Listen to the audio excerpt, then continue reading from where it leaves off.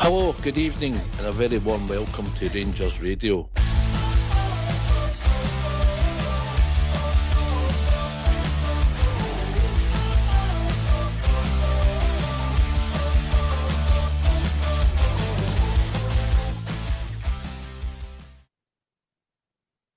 Hello, good evening, welcome to Rangers Radio. My name's AK, I'm your host for this evening, and tonight I'm joined by GB and the legend that is a Bridgeman. Good evening, lads. Evening, AK. Good evening, Bridgeman. Looking forward to talking about all things Glasgow Rangers. Go on yourself, pal. Good evening to yourself, Alex. Alex Kelly, and of course, GB. You keep your shoulders nice and broad for carrying me through this, by the way, GB. Can I say a big even to you two guys, and of course the techie guys in the background, and the other Rangers fans that are listening in all over the world. Good evening. Welcome to Rangers Radio. Good stuff, Bridge. I tell you, Bridge, I wouldn't like to be like a spy in a room with you. You expose me every week. Apologies. No worries. Anyway, how you used to, gentlemen? GB? Aye, all good, mate. I mean, the weeks are just ticking by now, and that's us. The 1st of October now, and this is the news just keeps breaking for Rangers. There's never a week that goes by that we're not quiet, mate. So, aye, all good. Yeah. Bridgeman, how are you? Good health, I hope? Not too bad. That's the best I can come up with. I'm getting old. Obviously, I'm getting old and breaking down a lot. Excuse me. I got to the game Sunday. Thoroughly enjoyed it. Getting there. The game wasn't the best game we've ever seen, but we got a Bridgeman and a clean sheet. I'm happy. We won the game, 3 points. Delighted with it. And I hope you were there. You told me, and I hope you enjoyed it to a certain extent. I hope you did. Some nice play in the first half. Aye, oh, definitely. Oh, it's always good to get back to Ibrox.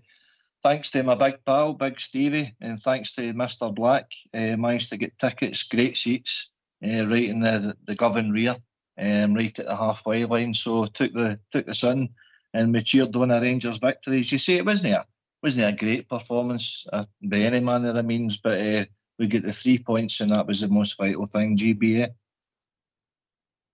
Aye, AK. I mean, the first half was quite entertaining, to be honest. There's chances either end and loads to talk about, loads of positives for certain players, like say Butland, Lawrence, McCoist. I felt had a decent enough game as well in the first half. So I mean, like early doors, you've seen like Hibs' like intent in the game, especially that cross about the kind of the first 5 minutes for. Is it Hoylett it was, and then Butland just came out to grab it and nearly took out, I think it was either John Suter or Potter, I can't remember. But again, showing their intent, and then we go up the park and obviously we McCausland has a wee dink kick goal as well with Cedar. So it was good end-to-end stuff, mate, and I was just happy that that's we got the win. There was certainly a buzz about Ibrox on Sunday there, everybody getting back into their seat. The Copeland rear was open, the disability section, the cantilever was open, so I'm pretty sure that everybody enjoyed we hope they enjoyed their experience of their new seat and their new viewing area there, Bridgeman. Wasn't many empty spaces for what I've seen round about Ibrox. It looked full to me. It looked quite full to me. Obviously, there's going to be the way things have been, and it's how can we say, Sunday lunchtime is pretty difficult for some folk who are travelling a long distance. So there may have been a few seats that here and there that weren't picked up. I thought it was a fantastic, brilliant crowd, absolutely brilliant crowd, and they were well up for it. Well up for the Rangers. Well up for them. It was a pleasant afternoon weather-wise. That the Bowling Green surface that we've got at Ibrox. We're just hoping that the players, because it's a new experience for them, GB. A lot of the team, Yefty and Barn, and I know Barn's been there with Aberdeen, but you've got a lot of new players in our team there that hadn't really experienced the Ibrox atmosphere. So it's just integrating everybody into the squad. And obviously we're coming there a back end of a good performance in Malmo, a 2-0 victory in Sweden. But obviously the manager decided to juggle his squad a wee bit, bringing in Iganami and that, just a wee bit of freshness to the team. It could have posed a wee bit of problems, but it's again, it's just getting the victory, Gary, isn't it? It's getting the 3 points, and what a moment of magic with Lawrence to kind of get the victory in the first place. Aye, no, I think all our eyebrows were raised when we seen the team when it came out and stuff with Eggman up front. But it's smart with the manager. We've got to try and rest Essers. He's been one of the guys that's been getting played constantly, nearly every game, playing 90 minutes and stuff like that. So he's never had really a chance, and it shows the confidence that the manager's got to put Eggman on, considering, like I says, it's such an important, vital 3 points. I felt them all the changes actually done really well. This is the first half, and again, with Lawrence, I think he's like a man reborn in that team, to be honest, AK. He's every game that goes by, he seems to be getting fitter and fitter and showing what we probably spent the money on in the first place. Well, he's a free transfer, but this is the quality that we've brought is the reason why we're seeing it, like on the park with that goal. That's the stuff he can do. He's very smart in his play, his passes and stuff like that. And I think Lawrence does improve our squad. And like I was saying earlier, plenty of pluses. Like I says, Butland getting the save as well, AK, for the penalty. I think that will do his confidence the world of good as well.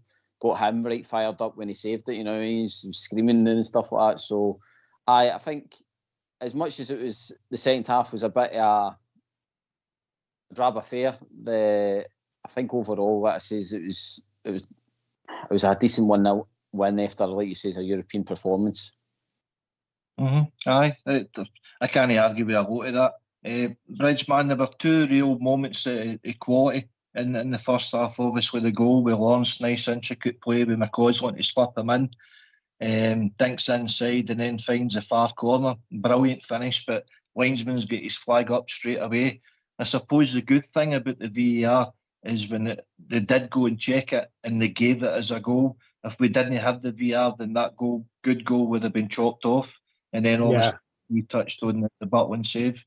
Your thoughts? Yeah, I think that I'm sitting in the Copland and I didn't know, myself and a lot of the guys around about me were thinking, shit, probably it could have been offside there, but it was we didn't think it was much.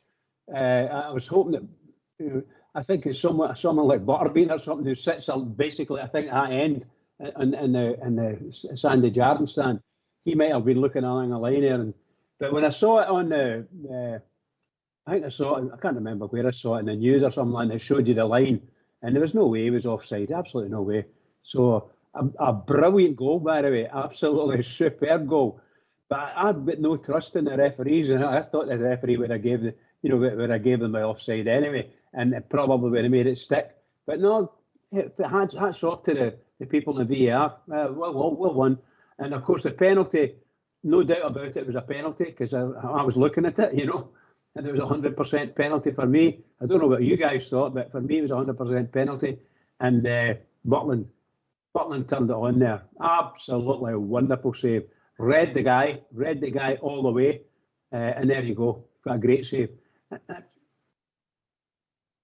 Aye, it's a big moment for Butland that he's able to produce that penalty stop. I'm saying to my boy next to me, geez, I wish we'd Alan McGregor back in goals for this one. But credit to Butland, they made a good save. But what's your thoughts, GB, on the kind of the delay with the VAR? Because I've heard the shows after that, and I've obviously speak to pals of mine.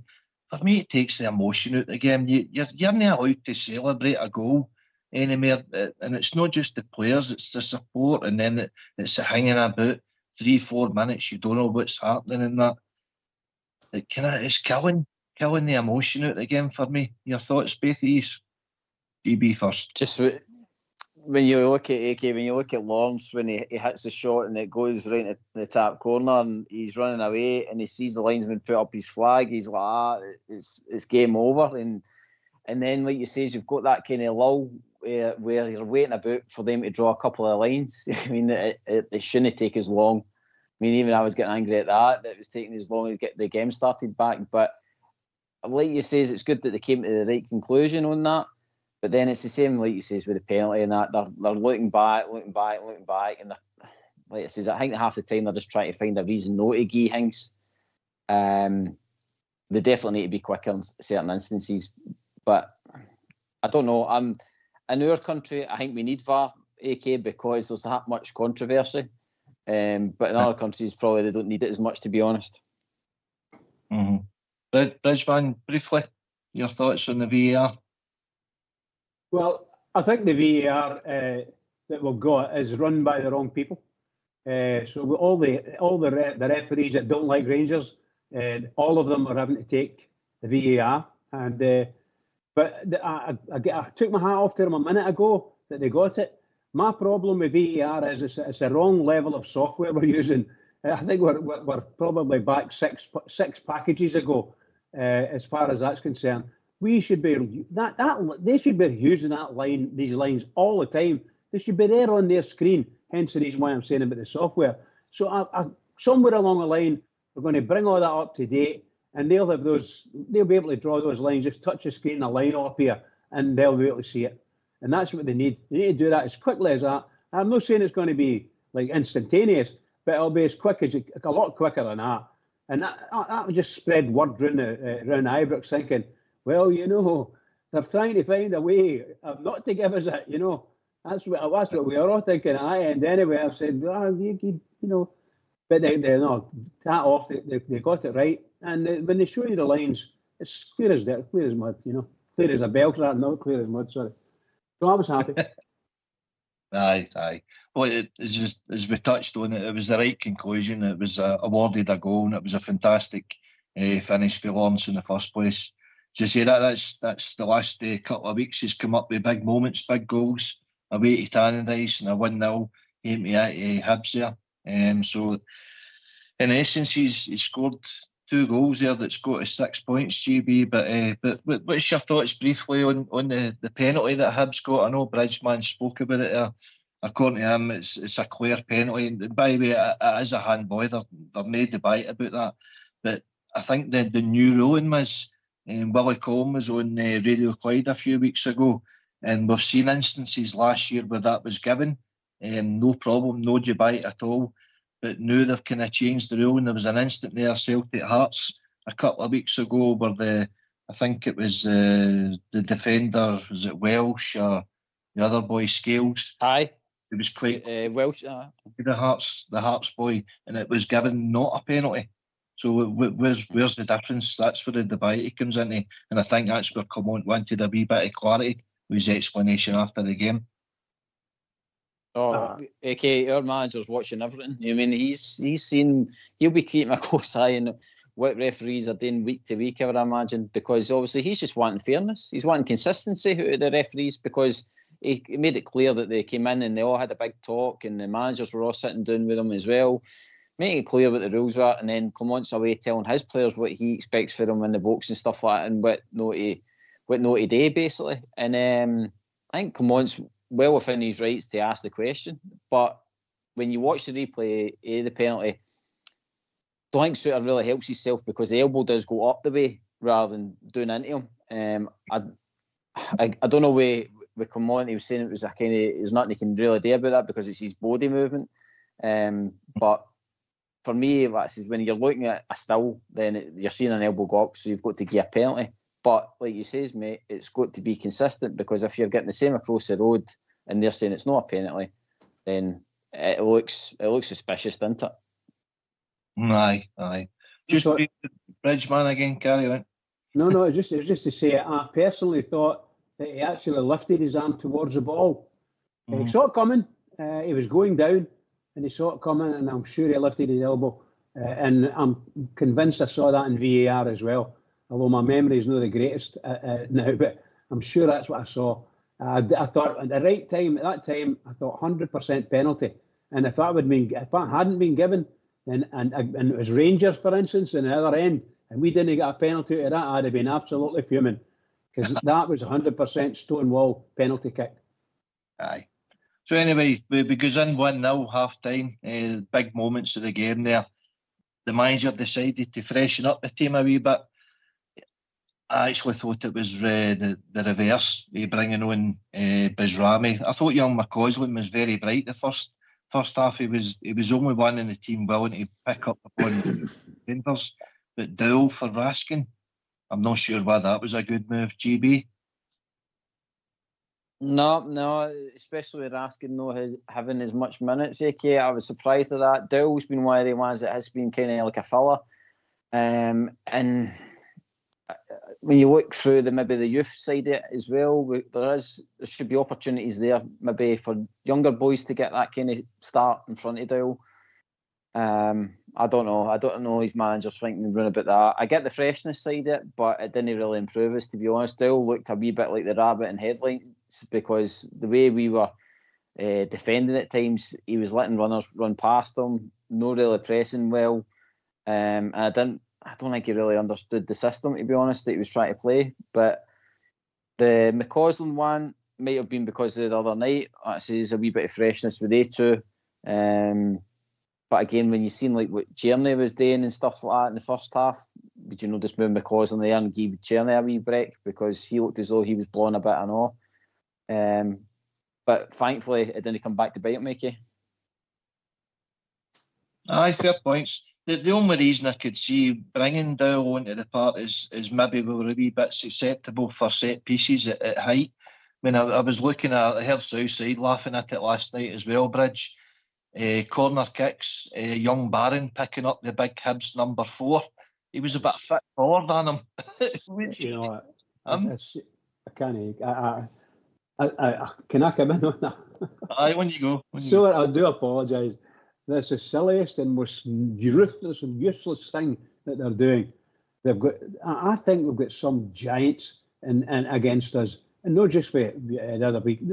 All the teams are putting the biggest players in, and they're, Rangers don't have big players. They don't have big tall players, and that's what it seems like anyway.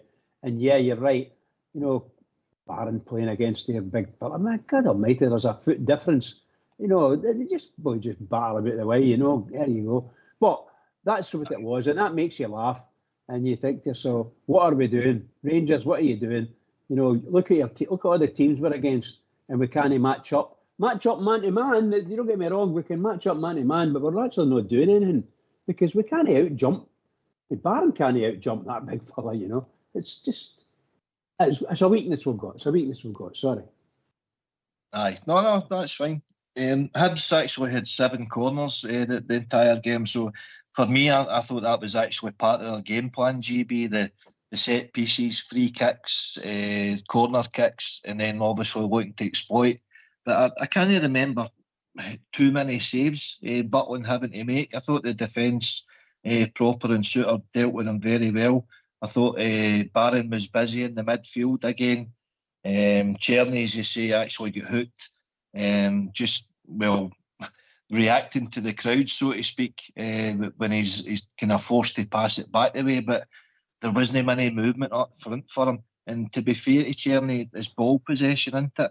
He's probably been told that we come on, better finding your own teammate than just hoofing it up the park and losing the ball, GB. But Tierney's reaction, he'll not win many favours with the crowd when he reacts like that. No, a bit of frustration maybe throughout the game as well. I did feel actually in the first half he was actually all right, but he was kind of ripping their defence a wee bit, and he had that chance as well. I think Jeffy cut it back to him. He was just unlucky. There was just too many folk running about him to get his shot away. I like Tierney. I've got no complaints about him being in the park. I think, like I says, he was just probably a bit frustrated with, like you say, AK folk were getting on his back because he's doing the right thing. He was keeping the ball.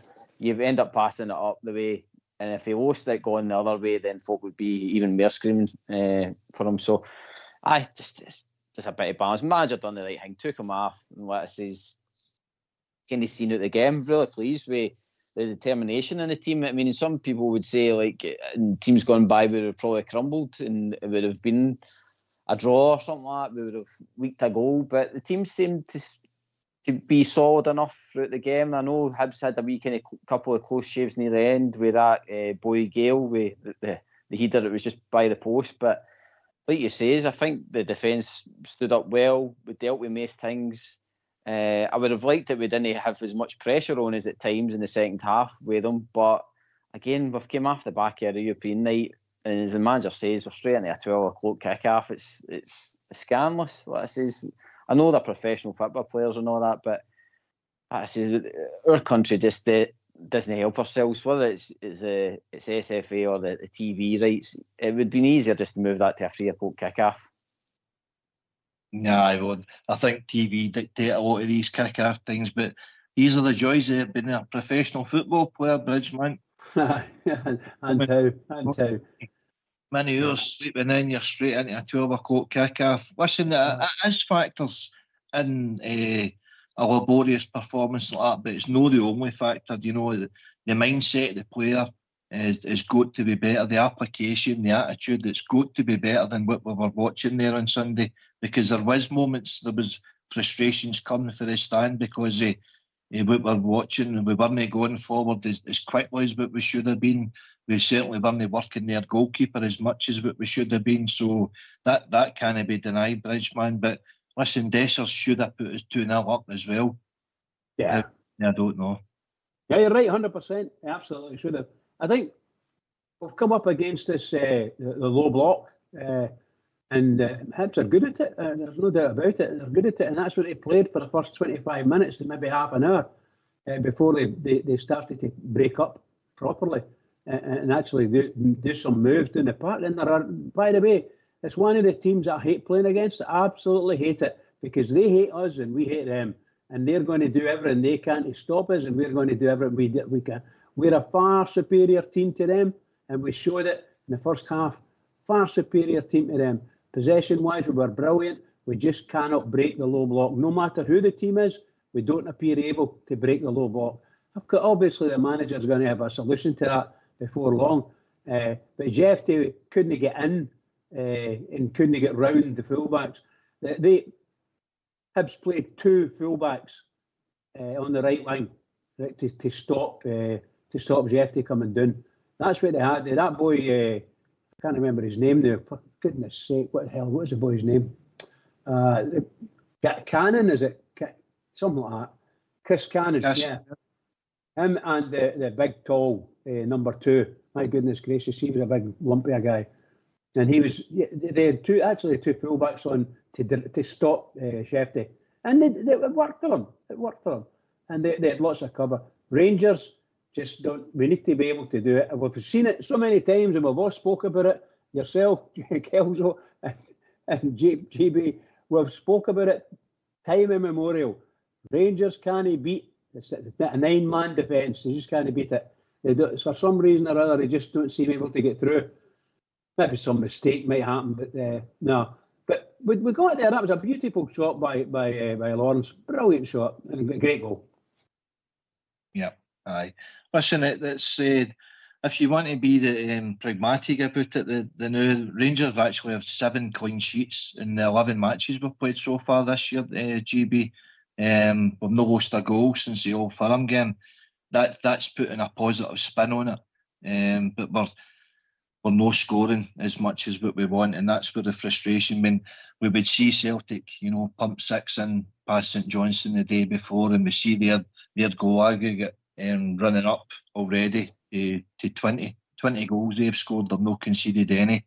I think we are +6 now. I think we've scored 10 and lost 4. I think that's a bit of where the frustrations are coming from with the Rangers support. We had the 6-0 victory against Ross County, but we really need to be putting, make advantage, the home advantage count better than what we're doing, GB. It's not just Dessers and Lawrence that need to chip in with goals. We need goals for set pieces, proper Suter. We need our midfield chipping in. We need Cherny and Bajrami and that start chipping in, and obviously Iganami too. We need goals from everywhere. I agree. I think for for too long now, our midfield have not been scoring enough goals. I mean, it's a vital part of the play. The attacking midfielder's got to do more. I know Lawrence, like I say, has got his goal and he's been doing not too bad, but it seems to be, like say, there's Cherny, he got his wonder goal. You're hoping that he would kick on and not so much do that every week, but be a threat every week. And then again with Lawrence, you need him to keep doing the kind of bits of brilliance. And then you need Dessers. You need Dessers to pop up and, like you say, finish his chances. That one in about 80 minutes with the header in the box now. Granted, the keeper done well to keep it out, but all he had to do is put it back across, and it was crossing down, and we're sitting 2-0 and comfortable for the rest of the afternoon. Egerman kind of showed his youngness in the game, I think. I mean, very high hopes that we have for him, but my God, like that first half, either he didn't get the service, or like I says, he's just not switched on the system yet. I know it's his kind of first major start, but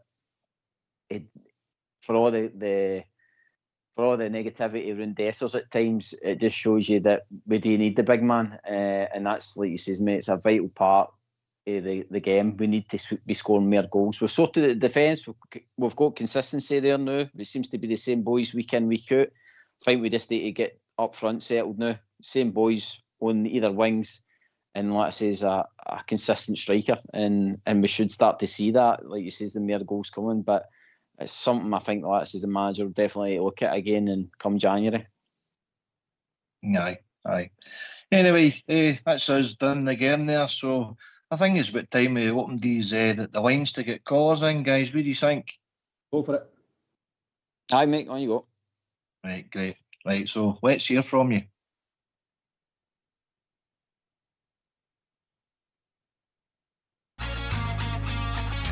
Why don't you give us a call on 0141 356 1972. It's your show, it's your platform. Let's hear from you.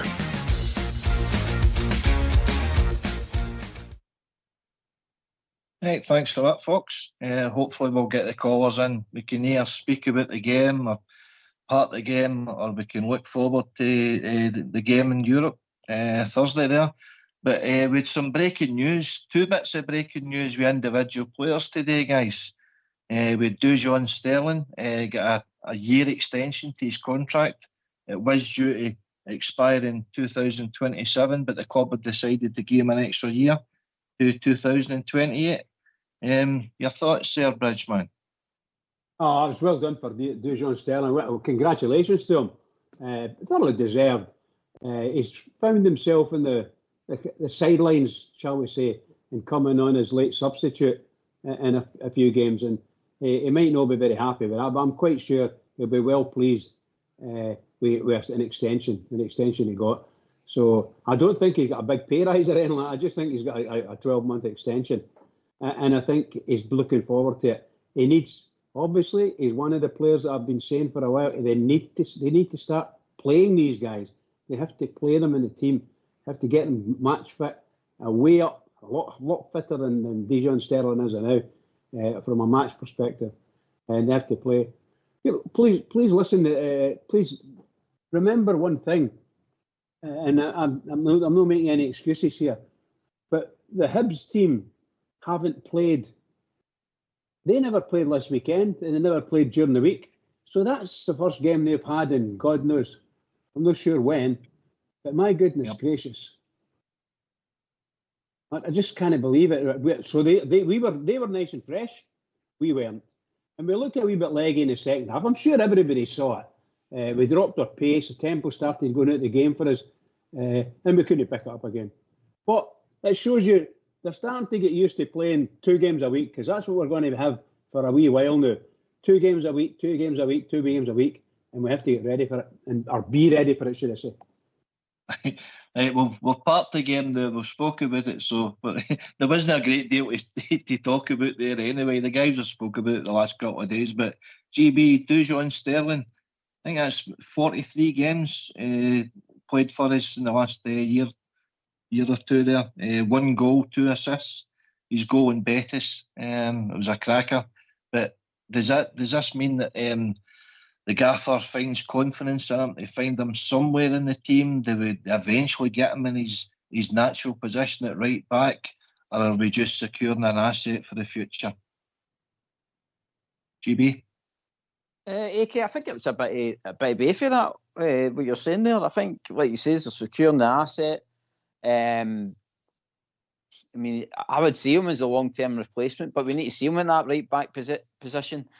And for the player as well, maybe it gives the player a wee bit of reassurance that he is still a main part of this squad. You know what I mean? I think a lot of us were kind of talking and murmuring about, well, Sterling's not made the squad, or he's on the bench again, and why is Casemiro getting a start in front of him and stuff like that. So hopefully with this today that helps settle that down, and we know that we've got a player there on a long-term contract, and hopefully he's got to be one for the future. Tav, he said before, Tav can't play every game, so I really hope the manager sticks to that and we get to see the best of Sterling in that right back position, because we've got wingers now. We've got a boy like Tierney in front of him that can take up the kind of the burden of the crossing into the box that Tav obviously does for us, and Sterling can just focus on the defensive part, and I think it will actually make us a better team in time once the boy gets allowed to play that position, AK. Aye, I agree with that. Listen, Bridgeman, we've actually got an interview with Sterling. Would you like to hear his thoughts? Oh yes, please. Play Dujon Sterling, please. Dujon, firstly, congratulations. You've signed a contract extension with the club until May 2028. How do you feel to have that completed? Just, it's good to get over the line. Obviously proud. The club's obviously rewarded me because they thought my performances were good last season and stuff. And for me now, it's just looking to build on it again this season. As a player, it must feel good to have that backing from the club, from the manager, and to know that you're really part of the long-term plan here. Yeah, and I think it gives you something like a purpose every day to come in, a motivation that you want to do more. And obviously, I've got the reward now. I want to repay the favour. So for me, that's what it is. You are 24. It's obviously an important stage in your career too. For you, why was Rangers right? I just think it's a great place to work every day. Obviously, with a good manager, good teammates, good staff, and then good fans. So it feels like it's like a home at the minute. So I don't think there was a reason to change it. Yeah, you say it feels like a home. You obviously came through at Chelsea, then had a few loans here and there at the end. Do you feel now that you have found somewhere to settle and get the best out of you? Yeah, I think the environment is the right environment for me as well. So obviously, yeah, still close to London if you get a flat, but it takes away that distraction a bit more. So being up here just based can let me really focus on football. Just looking back at the past year or so, how have you found your time here so far? It's been good. Obviously, we won a trophy last season, but we didn't win the league. Obviously, we want to try and win that this season, as well as winning another trophy and then getting as far as we can in Europa. For me, it's just trying to stay in every competition as long as possible. Yeah, you touch on winning that trophy last year, a man of the match performance for you that day too. That must be the sort of days that you want to create more of, like you say. Yeah, hopefully so. I know it hasn't started this season like that, but hopefully it will pick up and as soon as possible, really. Mm-hmm. We spoke to you last week and you spoke about sort of setting down or nailing down a set position in the squad. Is that one of your short-term aims here or longer term? I think it's like a 50-50, like in between. Obviously just want to get back in the starting 11. Obviously there's some reasons why and stuff, but for me it's just finding form, number one. Once I find form, then everything should go into place. Yeah, off the pitch as well, James Tavernier is obviously the captain. He's taken you into his leadership group this season as well. What does that involve for you? It's a good responsibility to have. Proud to be in there. See the big hitters on our team, Jack, Tav, Suits, they're all in there, Lazar and Robin. So no, it's good company to be with. Yeah, does it just add that extra bit of responsibility for you too? Yeah, I think I'm also the voice for the younger players in the group as well. So it's good. Yeah, what's your relationship like with Tav? He's obviously in that right back position. It's really good. We sit with each other every day at breakfast, lunch, pre-match. Always together, so no, it's really good. For the squad this week, it's obviously another big week. How are you all feeling this week? All positive, and we know the performance wasn't great against Hibs, but sometimes you just gotta go out and get the 3 points. Not every time the performance can be good, but we've had games last season where we played better than that and we didn't get the result. So for us, the main thing was to get the 3 points and then continue building momentum. Since we've come back from the international, we haven't lost, so going into Lyon, we just want to continue. Yeah, how much more do you feel can come from you and the squad now moving forward? For me, a lot. Personally, I'm not happy about how I've played so far, but obviously want to turn that around. And then for the team, I think we're going in the right direction. You can see that we're improving. We still need to gel a bit, but everyone's positive around here, so no, it's really good. Magic, thanks for that, Fox. Rich, man, he seems quite a nice, genuine boy, and obviously he's like a sponge with Tav by the sounds of it. He's shadowing him, trying to learn as much off him as he can. He's 24-year-old now. Had a wee look at his, I think GB touched on it last week. He was capped age group, under 16s, under 18s, under 19s, 21s, so he's been well thought of. Ever since he was a young boy, obviously developed a wee bit. Chelsea under 23s, they put him out on loan, Blackpool and Stoke, and he's ended up with us. So hopefully we're the home that he's been looking for, and he's going to be finding a permanent role in the team soon. Rich? Yeah, I think when you think about it, the lad played quite well last season for a whole number of games, man of the match a couple of times as well. And people were, look at this boy, he's really, really good. We've been waiting in this since we got lost Bassey and things like that, and he's been a super player.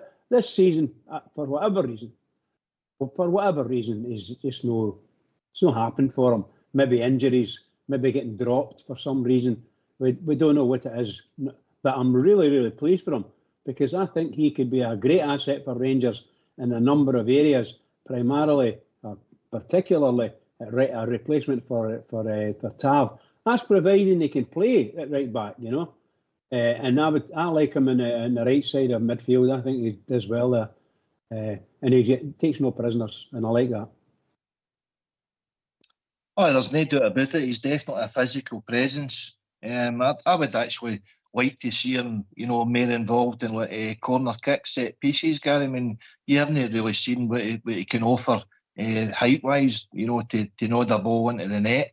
Being as big a stature as what he is, he should be bundling guys out the way to get on the end of stuff. But the goal that he did score against Betis, it was a beautiful move, and he ghosted through the defence to tuck the ball away. So he was clever enough to read the pass and also astute enough to, make the run in the first place. So he's got that armoury in the game.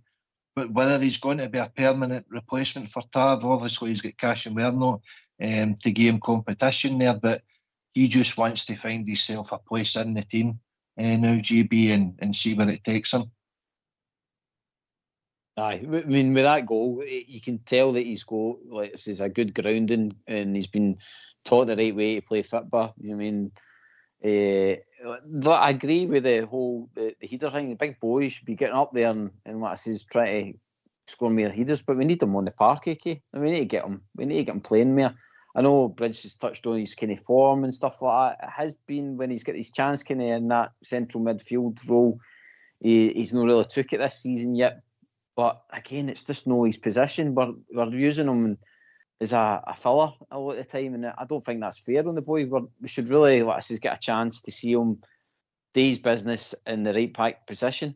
I mean, Tav's the captain, and I think he kind of touched on it in an interview there that he's shadowing Tav now. He's part of that leadership group. So for me, that's a big, big plus. I think they must see a good future with that boy. And like I say, he doesn't mince his words as well. I mean, that interview, I think, after it was either a Dundee game or a Ross County game last season, he just basically says we were crap. He knows the score. And I'm pleased, like I says, I'm pleased he signed on. I really hope there's a bright future for Sterling in that right back position. Aye, you're right. And I think a wee bit of indication with today's other breaking news, the fact that we had 3 right backs on the park at the end of the Hibs game there, with Cashin Werner, Tavernier playing up, and then Sterling in the midfield. We've now got Janis Hagi back in the squad. He's for Sunday, Bridge. He's not in the European squad. How do you make of that news, Bridgeman?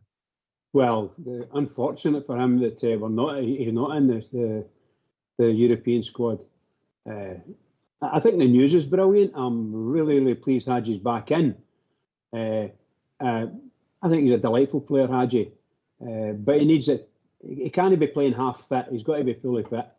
But he's done some great stuff for Rangers. Scored some fabulous goals, critical goals as well. Or crucial, whichever we want to look at it. And I'm pleased for him.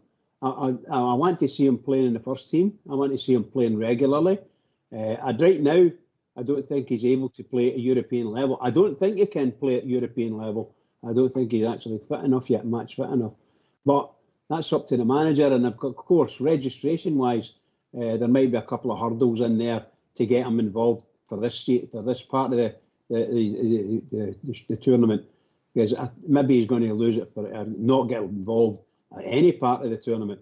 I don't know whether there's some sort of cut-off that makes it happen. Yeah, Janis Hagi's no in the European squad, Bridgeman. So that's something that we'll need to deal with in the future. But it's good news. But if we get through to the carry on. If we get through to the next level, yeah. What happens is that there's a, if we get through to let's say the last 16, whatever it be, if we get through. Is that no everything's all white before and we can add them in then? No? I think it's a possibility if I remember GB.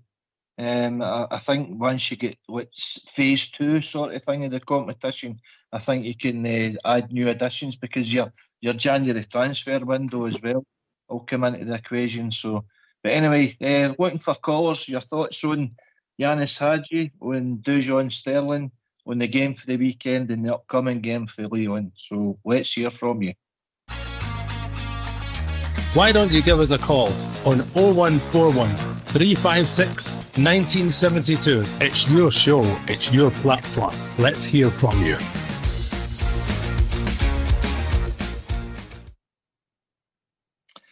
Janis Hagi, GB, your thoughts? Over the moon. AK, over the moon to get that sorted out. It's been a thing, and it's been lingering on since the summer transfer window.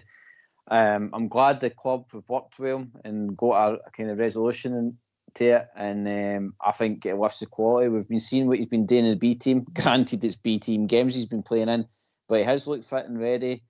He's made his intentions clear that he's wanted to come back and fight for his position and fight for the manager. And I'm hoping it's got to be a positive on the first team squad. Hopefully, he kind of takes in that position what Dowell's taking up the now. But they're all fighting for places. And like I says, I think that midfield now will need to raise their game because Hagi will be desperate to put himself in a short window for the remainder of this season, AK. Aye, listen, it's I'd be interested to know who actually instigated it. Because Clement's been asked at pressers, Bridgeman, the last 2 pressers about the Hagi situation, and he couldn't be any more clearer, saying that he doesn't have a role for him in the squad at all. Hagi representatives, before he went to the Euros, he'd actually instructed them to go and find himself another club. He's basically no played for us for 2 years, obviously because of the bad injury he had against Stirling Albion, I think it was. He had a year out injury there, and then Michael Beale in his wisdom gave him an extra year on his contract, but then decided to put him out on loan to Alaves. Now, where I stand on it, and you can come in yourself, your thoughts, if Clement is happy to have Janis Hagi back in the team because of the lack of options that he felt that he had at the weekend, then fine, I'm with that. Obviously, if it's a matter of money and the board dictating to the manager about what his options is for the player, and they're forcing them on Clement. I'm not happy with that, if you know what I mean. It's got to be the manager's decision to bring the player back into the playing squad. And if that's the case, then I'm 100% with it. But if it's a board forcing them onto it, then I think it leaves a wee bit, you're cutting, Clement's grass a wee bit, because I look back to the Gio Van Bronckhorst situation with Aaron Ramsey. I felt as if he got forced onto Gio at that time. Your thoughts, Bridge? Yeah, I 100% agree with you insofar as who's brought him back in. I'm assuming, and I make this assumption, and maybe I shouldn't make assumptions, but I'm assuming that the manager has said to him and had a discussion with him and said, right, let's have a piece, have a piece here. Let's bring you in because you look as if you're going to need some help or whatever, and we do as well. So come back in and we'll see what we can do. But if indeed someone is forcing it other than the manager, then it's no good. For whatever reason, it's just no good. We don't want to be that type of team. We want players that are in there and the manager's in full control of it. I don't want anybody else to be in control of it other than the manager. So I agree with you to a certain extent, yeah. Yeah, it's just my thoughts on the matter. I would love to have clarity, but I don't think we would fund that, GB. But see, at the end of the day, we're still paying Hagi, a whopping, I think he's on 22 grand a week, which equates to about £1 million a year. So that's a hefty wage we're paying for a guy that's just going to be playing the B team. He does have qualities, Hagi. There's no doubt about that. He's produced it with Romania in the Euros, and he's been on scoring runs there with the B team. I know it's not the great level, GB, but at least he's showing some sort of ability in there still. He's still showing a good attitude. He could be that guy to unlock some doors for Clement in the kind of midfield area that we're looking for. So let's hope that everything is hunky-dory. The finances have been sorted out, because Hagi if he's not getting game time, then it's going to be harder probably to offload him again, because nobody's actually seen the level of performance that he's playing at, apart from looking at internationals, GB.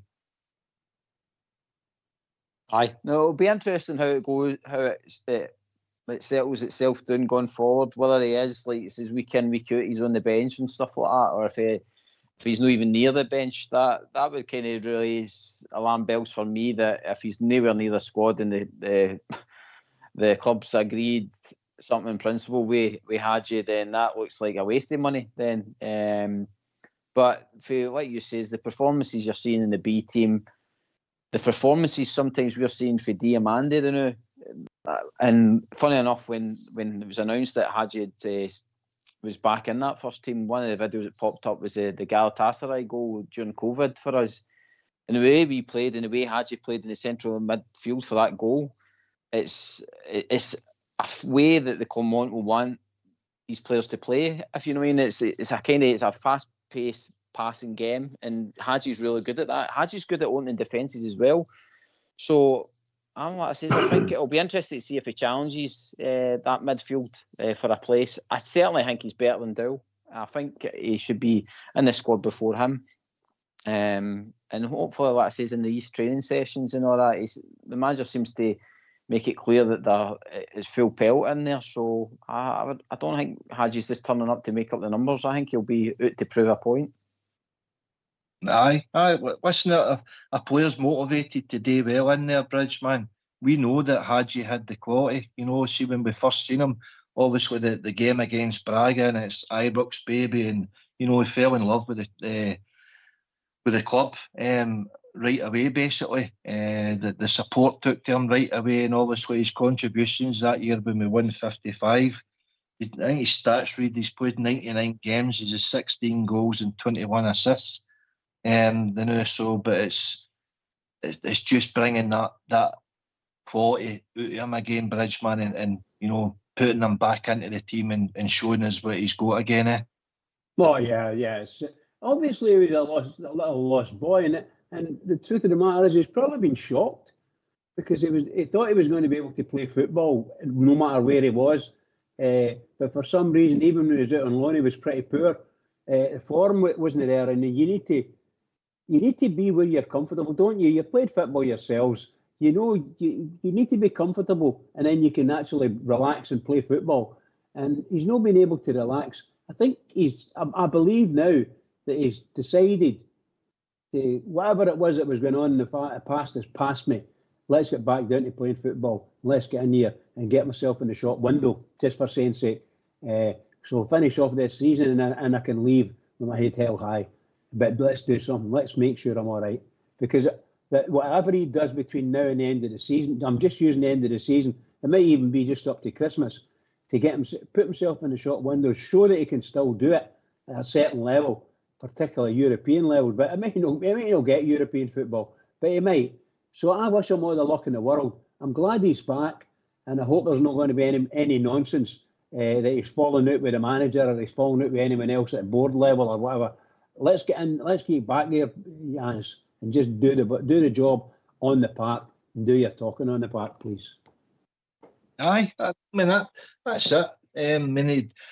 Obviously the start of the season, Hagi and Cantwell was the talking points in the support. GB, I mean, you know, but very different characters and very different the way you went about things. You know, Cantwell went to social media and obviously didn't go down well with Clement at all. And obviously he departed and he's on to new things. But to be fair to Hagi, he showed a good attitude. He said all the right things and everything there. I mean, see, at the end of the day, he's still only 25, you know, and he's already produced a fair bit of quality. He's Romanian international. He's played in the major tournament there, the Euros with Romania. So he's still playing at a very, very decent level.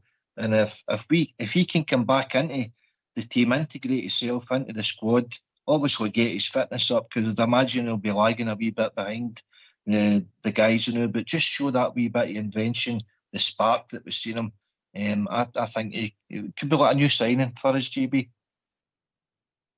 100% could be a new signing. Look at the game at the weekend there. Imagine you brought on Hagi and maybe just opened up a door for us just to get that second goal and calm us all down. I mean, I know that it's that kind of way sometimes with players that when they're not in the squad they become better players and stuff like that, but Hagi's definitely got talent there, and he definitely improves our squad. He's definitely capable of dealing with most of the SPFL in games. Like I says, Old Firm games might be different, but like I says, most teams that we play week to week, Hagi's is still a level above most of the players.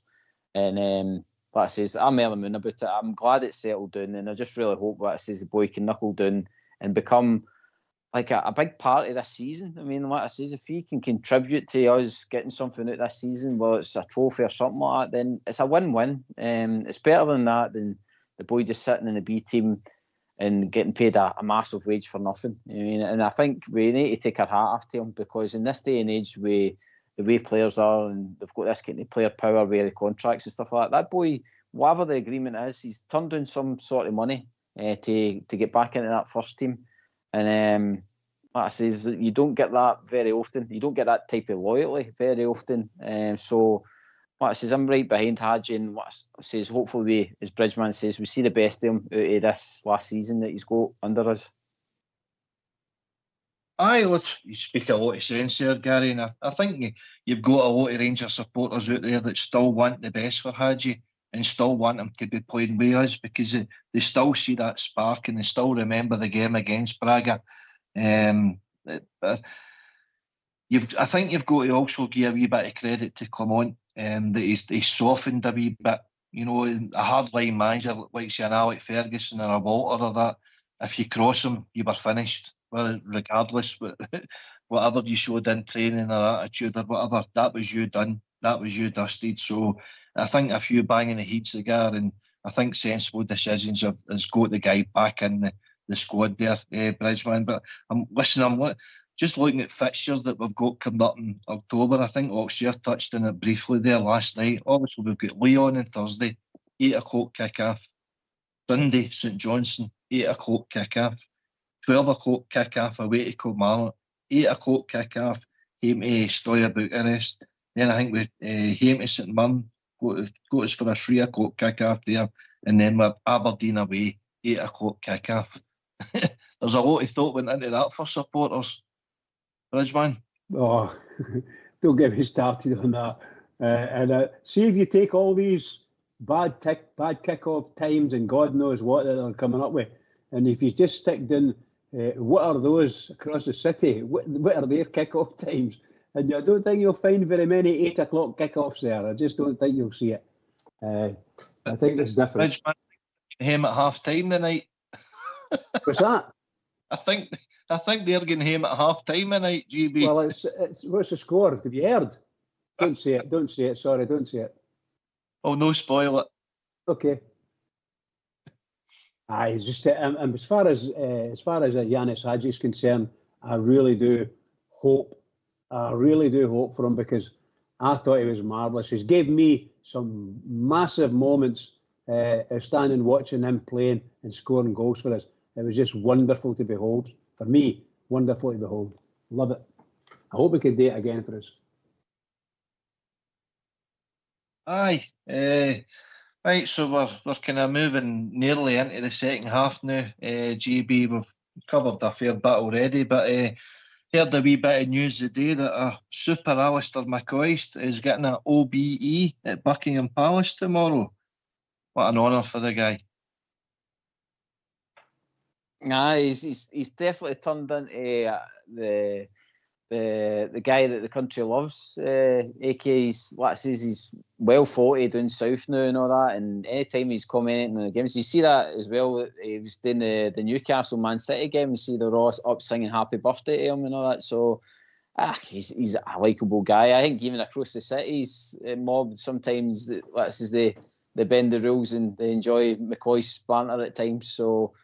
No, it's fantastic. He works hard and he's earned it for me, AK, and I didn't even know that. So thanks for passing on that bit of information today, mate. Because like I says, it's well deserved, and like he's done great for our club. And to be honest, he's carried a lot of that Sky Sports and BT Sports at times as well.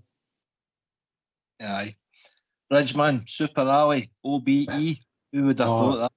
I would have made him a night if it was me. I would have made him a night, and I think the best. Apart from his footballing prowess and goal scoring and that, he's been nothing short of miraculous for us. He's been fabulous.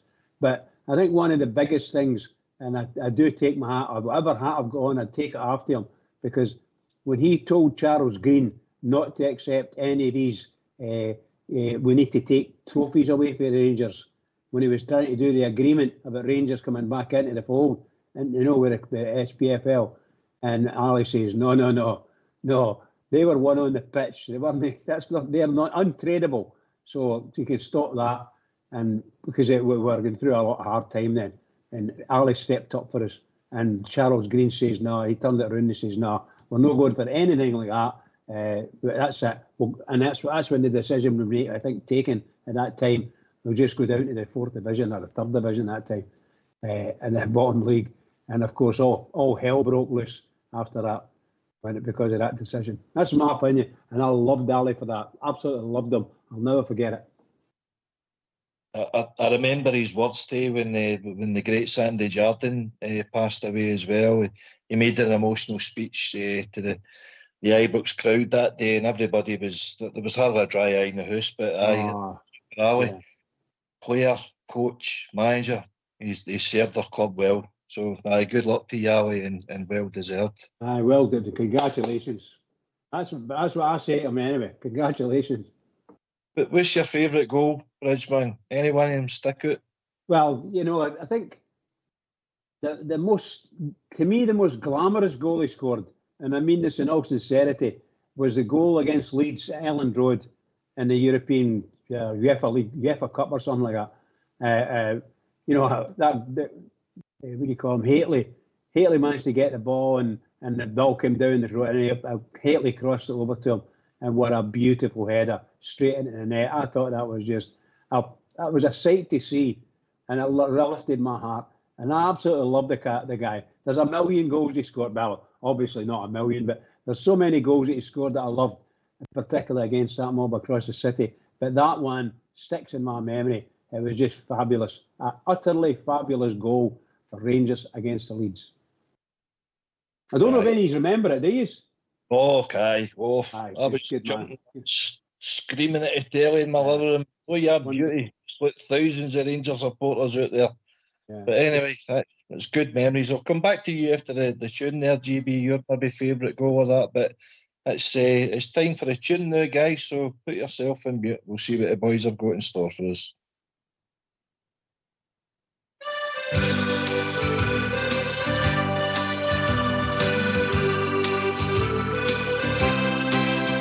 I've sailed the wide Atlantic, across the broad Pacific shore. I've sailed around the stormy capes, I've heard the parties roar. I fly the Indian Ocean, I've sailed the China Sea. Well, there's a sea back home in Scotland, means more than all the rest to me. It's the blue sea of my brow. It's the greatest sight that I have ever seen. It's the blue sea of my brow.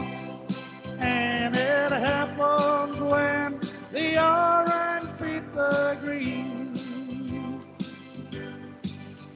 No more I'll sail the 7 seas, no more I'll ever roam. No more I'll feel the urge again, I'm back where I belong. At 3 o'clock each Saturday, I'll join a happy throng with Rangers banners all around. We'll proudly sing this song. It's the blue sea of my brow. It's the greatest sight that I have ever seen. It's the blue sea of my brow. And it happens when the orange beat the green.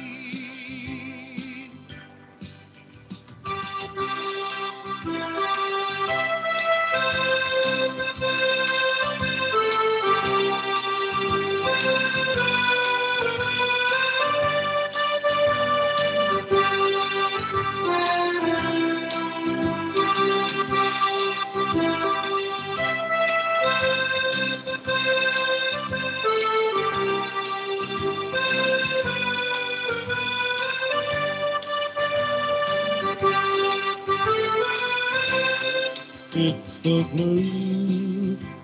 the blue sea of my brow. It's the greatest sight that I have ever seen. It's the blue sea of my brow. And it happens when the orange beat the green.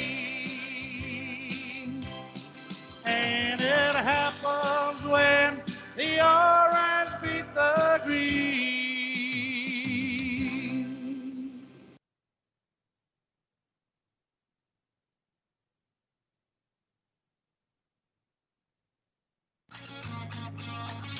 Why don't you give us a call on 0141 356 1972? It's your show, it's your platform. Let's hear from you.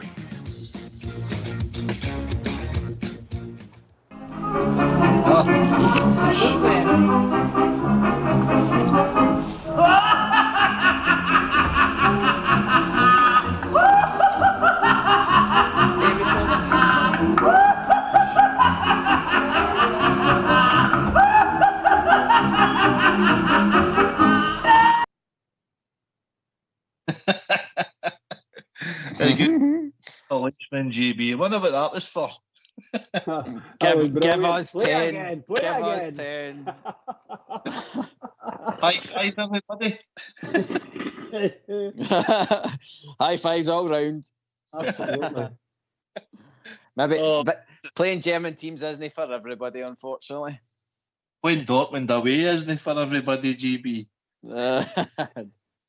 I don't want to celebrate too quickly because then could happen in the European Champions League. I know that. So I'm holding. Oh no, I can't. I'm only kidding. I can't do it. Rich man, I think Southside's cashed it. Yes, I think so. GB, we're touching on Alan McCoist there. Any particular goal or moment in his career that kind of spring to mind when you had a chance to think about it? Fighting against Neil Lennon in the dugout. That was a great moment. A good one. Any goal he scored against Celtic. I think probably he's one of his last ones. See that one where he dropped to the ground and he was greeting into that Nike Rangers tap that it was at the time. That was kind of a symbolic moment as well. But I feel sorry for Ali. He was the manager, and I did feel as though that in better times, probably he would have actually won his league titles. But just I think, as he said even himself, right job, wrong time into it for him. I think he just kind of ran out of steam in the end. Aye, listen, you've got a valid point there. It's sting me that I'm with you. I feel sorry for McCoist to go through the stuff because nobody will know the kind of the turmoil in the boardroom and the conditions and the constraints that he had to work with, the cash flow situation. We're seeing good people lose their job that's been at a club. He's known personally for the whole of his career and the coaching capacity.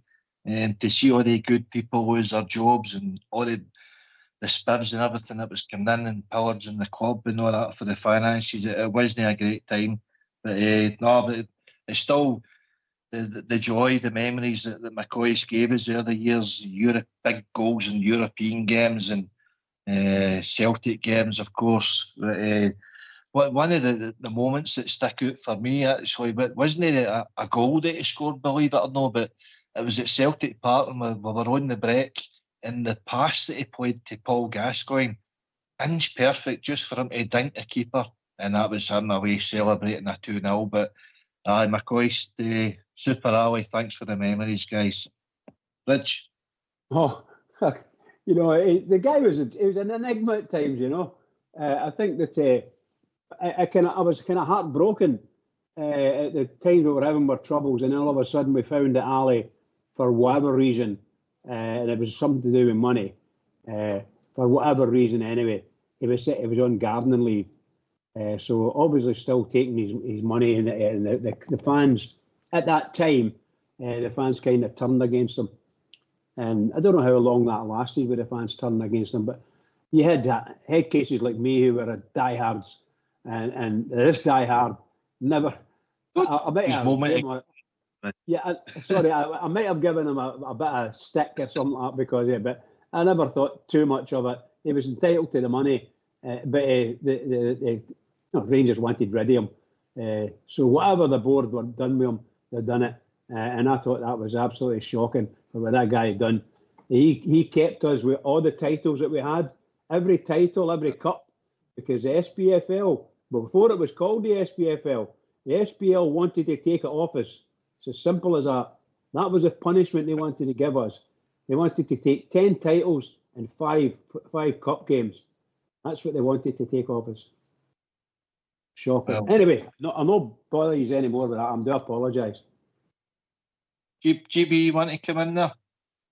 I just want kind of one last point for me, AKO, and the Ali thing. One thing I'm really pleased about is during the COVID thing that he was the one on Sky Sports that was able to get into the stadium and see us winning 55. I think it was a perfect sign-off for him, with, like you says, with all the stuff that he had to deal with and all that. I think it was probably fitting that he was in the stadium seeing the boys lift it that day with Steven Gerrard. So probably all's well that ends well kind of thing for Ali. And I think that's as if we didn't get that, it would be a crying shame. But I was glad that he was the one that was there to see it with Boydie. Aye, well said, pal. The fact that he's still, as you say, he's worked himself up to the top very quickly. You know, he had his role as a co-commentator in ITV, and now he's one of the main guys in it at TNT Sports as a commentator, commentating all the big matches, Euros, World Cups. He's in TalkSport and that as well now. And McCoist is blue through and through. And the fact that he's still got that platform, he can still express his views. He's hurting just the same as anybody, the way things are transpiring this year. But you cut the man open, you'll bleed blue, that's for sure. So congratulations, Super Ali McCoist. He's the best co-commentator in the game. He is the best. Anybody that takes is sitting next to Ali and they're commentating on a game, when they ask Ali a question or Ali pipes in with something, it's genuine comments for the heart, invariably. And then he gets the odd wee joke in, which is really light-hearted, and it's good. And I love it. I think he's absolutely marvellous to listen to. He's got a lovely voice to listen to. He really has. I like watching him as well because he's still got a wee cheeky chappy. And that's the way I look at him. I'll never, ever, ever would have run down Ali McCoist, and never. I thought I did it at that time, but no, I ended up, no, I'm not doing it. He's got a good personality for the TV, and he's took it like a duck to water, so he's came a long way, the wee boy for East Kilbride. So Alistair Murdoch McCoist, OBE, congratulations. Oh, well done indeed, yes. So anyway, guys, we're moving on now to the Lyon match Thursday. A big match ahead. Biggest match of the season at Brisbane, must say. Ridge? Yeah, absolutely. Biggest match of the season, 100%. Biggest match of the season. I'll be there, I'm going, and I'm so looking forward to this. I love the European games. I love Rangers, obviously, with a massive passion, but I love the European games, and I've seen us play some fantastic football, and I've seen us getting through and getting to, shall we say, finals, European finals, and it's just wonderful. I've had a great life following the Rangers in that sense, you know, without actually going to every game, if you follow what I mean. Just marvellous, and I'm so looking forward to Thursday. And yeah, this is a biggie. This is the biggest game of the season by a multiple miles. Multiple miles. Very good. Listen, just a wee bit of information for the supporters that is going to the game on Thursday. Wee quick announcements for Rangers tonight that it's the QR codes are required for access to the stadium. Your season ticket will no give you access, so you'll get an e-ticket sent out to you, so you can either use it on your phone, your mobile, or you can print it off for access to the stadium, and hopefully you're cheering Rangers on to a good win, GB. Yeah, 100%. It's against the next challenge into AK. It's where the team need to show what level they're actually at. And again, for these young boys in the squad now, it's great exposure for them. It's great experience to build on as well, playing against like top teams like Lyon. They've always, one thing about them, anytime we've played them, they've always seemed to turn up with great players in their squad, or they've always had like a big signing and stuff like that. And by the way, we've seemed to handle it over the years. You know, I mean, we've always kind of matched them. I think we've been one of the teams that's been a bit of a niggle for them over the years. But I know, looking forward to it, and just like I says, hopefully we just apply ourselves the same as kind of the Malmo game. We go out and show a good account of ourselves. Yeah, listen, I was just having a wee look here. Our good man Fox there, you know how in depth he goes with our opposition, looking at the transfers that Lyon have actually spent on their team in the last year alone there, Bridge, 187 million euros, nearly 188 million euros on their team, so they've got a lot of quality in their team. A young East manager, Pierre Sage, is the guy's name, is only 45. They line up a 4-3-3, but they've got a lot of class in their team. There are 5 players I kind of picked out that I kind of knew the name of them. Ryan Cherky, Lacazette up front, Fofana, that they brought in, the Matic, used to play with Man United, and Wilfred Zaha with Crystal Palace. So good team, Bridgeman, and a lot of quality, a lot of young players all throughout their team. That this will be a difficult match if we don't match them face to face. Yeah, look, we're under no illusion as Rangers fans. We're under no illusion. Lyon and a lot of teams at that level are really wonderful teams, and Rangers don't have a wonderful footballing team at the moment. However, they did go out of the European game a week ago, or nearly a week ago now, and showed that they can play football at that level, and they've got all the, shall we say, all the energy that take to carry on for 90 minutes at that level. And if they can do that, then they'll do well. But they must come out, they're at home, and I'm going for a Bridgeman, of course. I'm saying I think we'll win 1-0. I hope it's more than that. I hope we win, obviously, and I hope we're going to score a lot of goals. But I really do think that most teams in Europe now have left Rangers way behind. When they're spending multi-million pounds on a number of players, money that the Rangers, in all probability, may never ever attain. But if we get a chance, would we buy these players? Absolutely. So we can't match them, but we can match them on the pitch and see how it goes. Particularly at Ibrox, I'll be really happy to see them. Really, oh yeah, you've got me going here, Kelso. That's what you want. That's what you want. Get yourself up for it. But GB, see when you see the difference in finances. I mean, we had 16 players that left our club, and we had 12 that come on, spent 14.1 million. When you're looking at that difference in finance, it just shows you just what TV money is done to the game, the competition. I know, Bridgeman, listen, it's 11 against 11 at the end of the day on the park, but you've got to show a wee bit more than that, haven't you? And sometimes the difference is the quality in teams. And you just look at Germany tonight. You know, that's a Borussia Dortmund team that went to the Champions League final last year. Just a couple of years ago, we beat them. But it's all about attitude, application, whatever you lack in ability, you've got to make up for it in other areas of the pitch. So we've got to be first whistle, front foot, right in their faces, and don't let them settle. GB? 100%. Like it says, it's got to come down to tactics as well for the manager. We can't leave ourselves wide open. No, against a team like us, like the pace and power they've got. You've talked about Saha and all that. Just these boys just love space and time.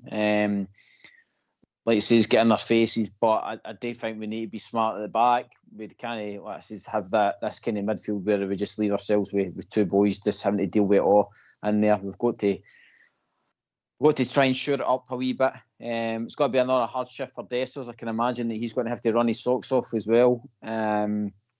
But again, in the moments that we're probably going to get in the game, we've got to show our quality. Dessers, again, has got to turn up and have one of his European nights. We've got to have Bajami as well on the ball with the crosses. And again, we need Tom Lawrence knocking goals in like he done at the weekend. So if all the things fall into place, it'll be a breeze. But I dare say they said at the start of the season with the draw that it's a Champions League kind of group, and we're going to be up against a kind of Champions League team come Thursday. Yeah, aye. It's Bridgeman. It's the difference in quality is there with the finances, obviously. But listen, we've played better teams than Lyon at Ibrox. So I look back at our record against them. We've actually got a decent record. We drew the last time we went to Lyon, which actually qualified us for the knockout stage, I believe, in Europe that year. Unfortunately, we lost at Ibrox that same campaign.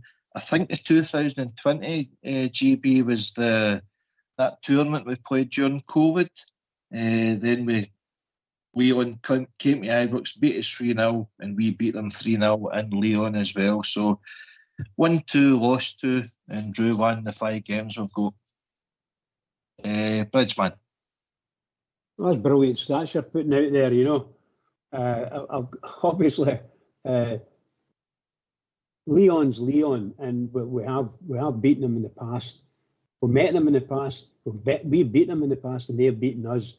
if my memory serves me right. So I'm just wanting Rangers to go out and do, because we know how, well, based on yesterday's game, you know how we get wee weak in the season, we fall out the game. We can't afford to fall out. We must repeat the game we had last Thursday. We must repeat that form. We must repeat it at Ibrox. There's no excuses for anything else other than the team in and do it. So I'm sure the manager had selected some players to rest before this game. I'm quite sure that's it. So now I just want Rangers to go out and do it. I just absolutely I'm so happy that we're in there and we're going to go to the next level. I'm sure of it. Stop it, Kelso, stop it. You calm down there, are we? Oh dear. GB, but see, looking at our previous games here, we've won 2, we've lost 2, we've drew 1. That game that we spoke about before coming on air, that must have been the 2-0 win then in the Lyon tournament, just at the thing with COVID. So aye. It's one of them, isn't it? The obvious qualities there, but listen, if you stand back and admire, they'll just let you. They'll run at the top of you, so we can't afford to do that. No, they can't. I mean, you think back to even the Walter Smith time when we went there to Lyon, and that was kind of a well weaker team than what was we played against. I think it was around about 2008 when we went there and we beat them. I think it was 3-1, 3-0. I think it was. It was the one with Kuzan and. Yeah, you were, weren't you? 3-0.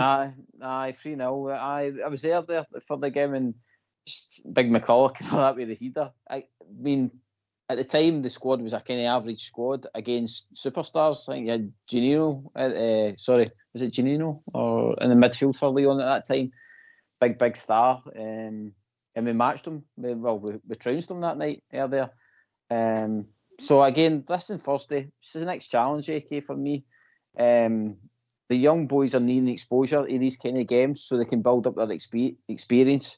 I just hope we kind of protect the positivity and the momentum. AK, I don't want it to be a game where they get ripped apart or anything like that. I do hope we kind of just hold our in, and I would take, like Bridgman says, a 1-0 all day long, just to keep the momentum going and the positivity going, because you don't want it, like I say, racking up, especially, like I say, if we're shaky at the back. But like I say, we seem to raise our game in European nights. We seem to bring out the best in ourselves. And against Malmo, I was worried about, like, say, John Sutton, stuff like that at the back, but it was probably one of his best games I've seen him play for Rangers. So hopefully, again, on Thursday, that the defence holds its own, and like I say, our strikers do what they need to do.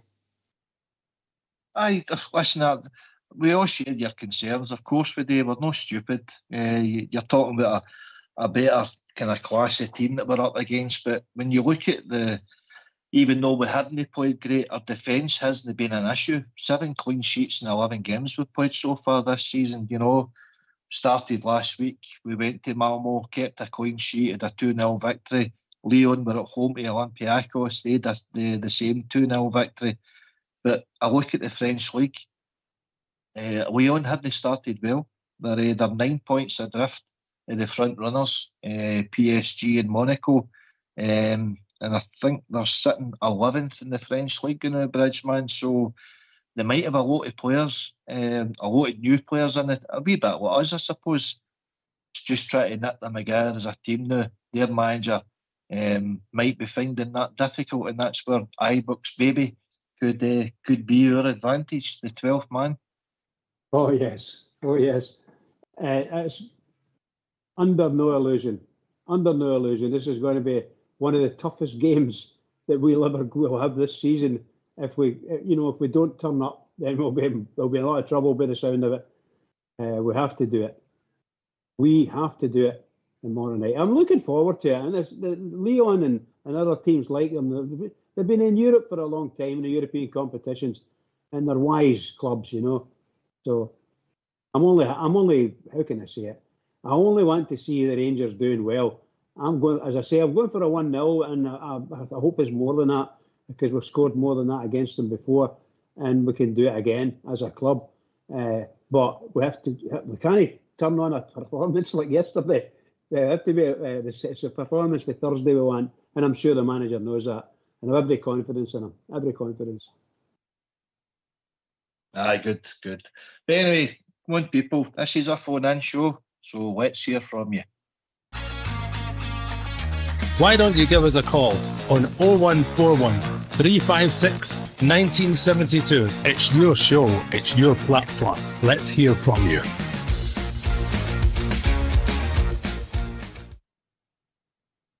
Yeah, come in and give us your thoughts. We've spoken about a good bit of topics here tonight. You come in and give us whatever your thoughts is. Listen, I've had a wee message there for the techie team. I'll try and explain it as best I can. I just quickly read it myself there before coming on there, but I believe the QR codes is the only way you can access the stadium on Thursday night. Your season ticket will not give you access to the stadium, so an e-ticket will be sent out to you by email from Rangers. You can either print it off and use that to access the stadium, or you'll have it on your phone, but you must get it with full light. Again, just so that it can pick up that. So I'm hoping that comes across okay for you and everybody can gain access to the stadium, but your season ticket will not give you access to the stadium. You'll only get it through the QR codes. That any clearer, GB? Well, Claire, the only thing I'll add is make sure if you're putting it to your phone, make sure you've got a full battery, because you don't want to be turning up there with 2%, hoping that your QR code will work. Bridgeman, you're well organised. You print it off in the paper. I've got it here. It's sitting right in front of me. I've got it right here, and I'm just going to take it up. Just all it says on it is there's two lines.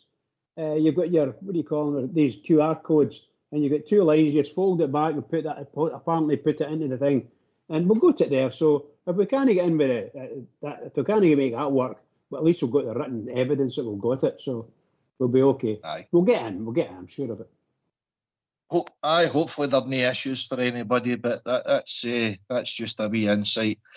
I don't know if you picked up on this, GB, but come on. I heard that the Lyon coach was actually damaged en route to Glasgow today, but the way that it was reported in the media, I think they thought it was Rangers supporters that had damaged it, but it didn't. The ferry coming over was also filled with PSG supporters, and they damaged their coach. Oh dear. As long as it's still red, white and blue attacking them, so that's how they've probably picked up on it. They'll probably blame the Rangers for everything, but I'm sure there'll be some fireworks waiting for them when they get to their hotel as well. So, but these are the nights, these new boys have signed up to Rangers. They know what they're signing up for. They're signing up for the European football, and they're there to show their talents. Diamande, big stage, time to go and show your talents on. You know what I mean? We can't have these kind of like disappearing performances after him. Young Barnes been a constant revelation in the team. Constant performances. Again, just go out and show what you've been made of all season. And like I says, there are more experienced players up front, need to help the team. We need to get up the park a bit as well. So, like I says, I'm looking for a couple of big performances off certain players. And like I says, just manage the game. Hopefully the manager's got a bit of experience with the French League, with being the manager in Monaco and stuff like that. So I'm hoping he's got a wee bit of insight to what to expect for it. And like I says, if he tells something, if he gets a result on Thursday, what a big lift that will give the club again, and the momentum just keeps building. And I think, like I says, it will just carry us through to this international break. Aye, definitely. We've got to be positive, Bridgeman. It's a home game. We're under the lights at Ibrox. That's where we want to be. You know the Hampden nonsense that we had to go through. So we've got the big team coming. We're under the lights. We're at home. We've got hopefully a full capacity will show up and cheer the team on.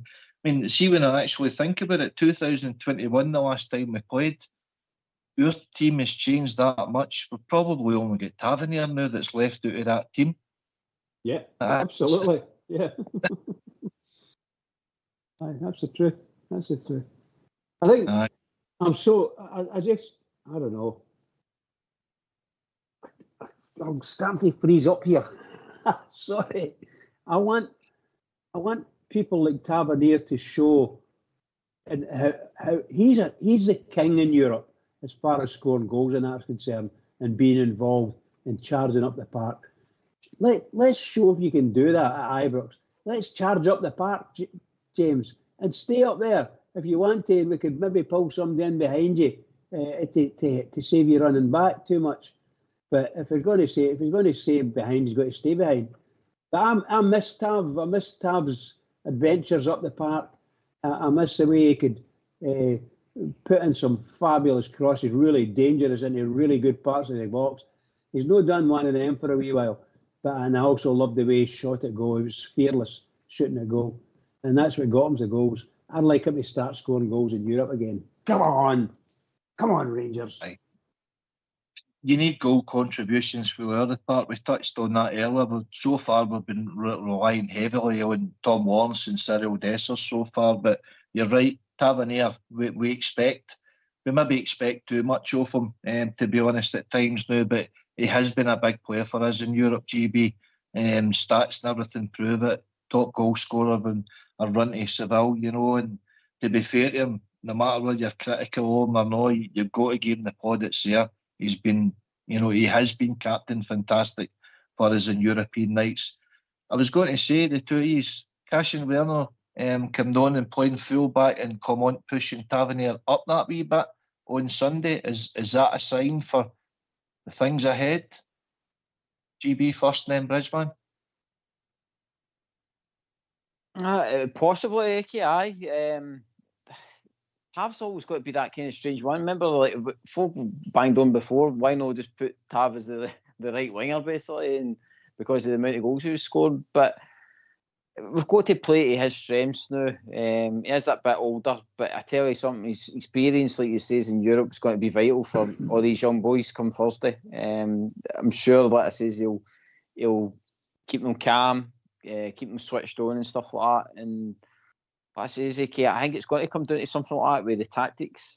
It's going to, it's just something, a surprise, because Malmo was a surprise with putting Casemiro there on the left and stuff like that. So, it's, like I say, he's going to have to pull something out the hat that will surprise Lyon, because like I says, they'll be coming here probably full of confidence. You know what I mean? Just like I says, the way that they've got pace and power, and I would imagine they'll see some of your videos with how shaky our defence can be at times. But again, we just need to apply ourselves, and hopefully the managers got something up his sleeve. Aye. Listen, I'm seeing Cash and Werner being the right back Bridgeman. It could very well be Sterling, or he goes back to the same old as what we know, that he plays the 4-2-3-1 and be compact in the midfield, and then look to break, hopefully, and expose them when they're up the park. That's what the good teams do. Yeah, I think I'm not dead sure. I said it last week. I don't think he'll take a chance and not have Tav in the team. I think Tav will be in the team and he'll be playing it right back. I don't see them changing. It'd be wonderful if he did do that and put one of them in, Sterling or Casemiro, into right back and push Tav up. A lot of folk have said that would be really good to see. I saw it at the weekend. I'm afraid to say I wasn't keen on it. I didn't like it. It never happened for us. All we did was cause ourselves more trouble and brought danger to us. I'm not saying that anybody was rotten or anything like that, but it didn't change anything. We allowed Hibs to do what Hibs wanted to do, and they put a lot of pressure on us, particularly the last 15 minutes. And our luck could have been the luck changed because nothing happened to us. But I think he's going to pick a team like he did last Thursday, and he's going to play the way he wants to play, and I'm sure it's going to come out right for him. I'm sure of it. He seems to be a wise man with a wise head, so I don't think he'll want to change the situation with Tavernier. I might be wrong, but I think he'll play Tavernier. I thought, listen, you could be right. I'm just putting it out there that it could be a sign of things to come. No, obviously right away. I think you're right. I think the imbalance of the team, having 3 right backs into the team, people weren't sure about what roles they were playing and where he wanted them to play. You know, when we had the ball, without the ball, and we've got to sort that out. But that on the training park is where you do that. As I say, the lot of new signings that we've got, you know, and Bizrami coming into the team, and Cherny, Iganami, Dessers, they've all got to integrate. They've all got to be on the same page. The instructions the manager's giving them: do your roles for the team, be compact, out of possession, and look to hit them on the break when in possession. And set pieces, you never know, could be vital. Cropper had a couple of opportunities off Tavernier's deliveries, GB corner kicks. That could also come into the equation too, big shooter as well. We need to start hurting opposition in any way we can. I mean, they set piece chances, AK again's not really been a thing we've took advantage of since probably Big Golson when he was buying in headers for us back probably during 55 season. So I think it's lacking. Still been, I think you touched on it quite a lot as well about how poor our corners have been. It did seem to start to improve a bit a while back, but again, it's an area apart that you can get a lot of joy for, AK. So proper, I think in his last team, he was one of the guys that could score headers and stuff like that. So I was kind of hoping that we'll see more of that come for him. And big suitors, no scared of a header or not, but again, it's got to be quality. In these big games, they've got to be on the money. And hopefully, like I says, they bring it on Thursday. I couldn't agree more, pal. But anyway, this is a phone-in show, people, into the last half hour of the show now, so let's hear from you. Why don't you give us a call on 0141 356 1972? It's your show, it's your platform. Let's hear from you.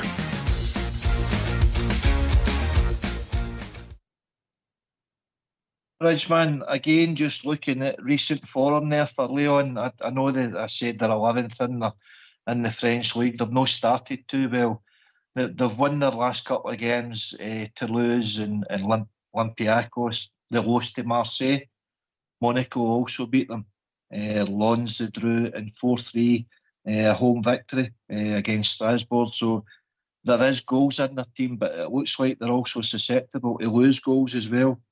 I think. Sorry, pal. I apologise. On you go. I was just going to say, I think they've got a similar record to ourselves in that sense. I don't fear them, but they've got a similar record. We've got quite a good up to now. We've got the last 3 games we've won. Is that right? Clean sheets. Last 3 games. So last 4 games, actually. Last 4 then. That's fine. It's fantastic. The last 4 games we've won with clean sheets. We can't do any better than that, really. So unless we go back, we start to find out where we drew and we lost and things like that. No, the last 4 games we've had, they must be looking at us in the same way we're looking at them. Form-wise, Rangers are pretty good, and no matter where they're playing, a league's a league, and that's all there is to it. Obviously, they're going to have a bit more quality in their team, I would assume. They've spent a lot of money, and we haven't. I don't think we've spent a lot of money anyway. So I'm really cool. I'm not being funny. I'm so looking forward to them. I think that the team we're going to find results-wise, they're very, very similar to us in all probability, and I don't think they'll be looking forward to coming to Ibrox. I don't think so. No, you're probably right. You're probably right. There'll be anticipation about what to expect at Ibrox. They've obviously heard they've experienced it themselves, into the Ibrox crowd. They'll be looking to silence the crowd early, things like that. And listen, Europe's not for everybody. Anybody for a 7-Up? GB? give me loads of them. Give me loads of cans, man. It's just a joy to see some of the score lines tonight across Europe. Aye, they're not as big as what they think they are. That's for sure, Bridgeman.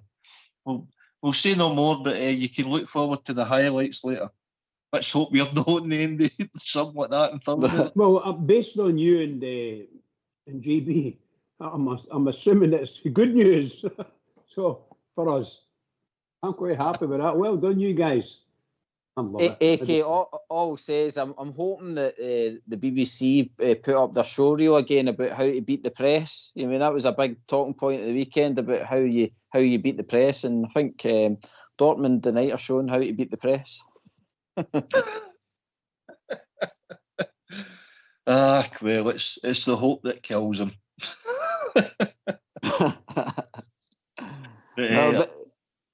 So I was going to say, I'm sure Mr. McCoist will be raising a wee glass tonight.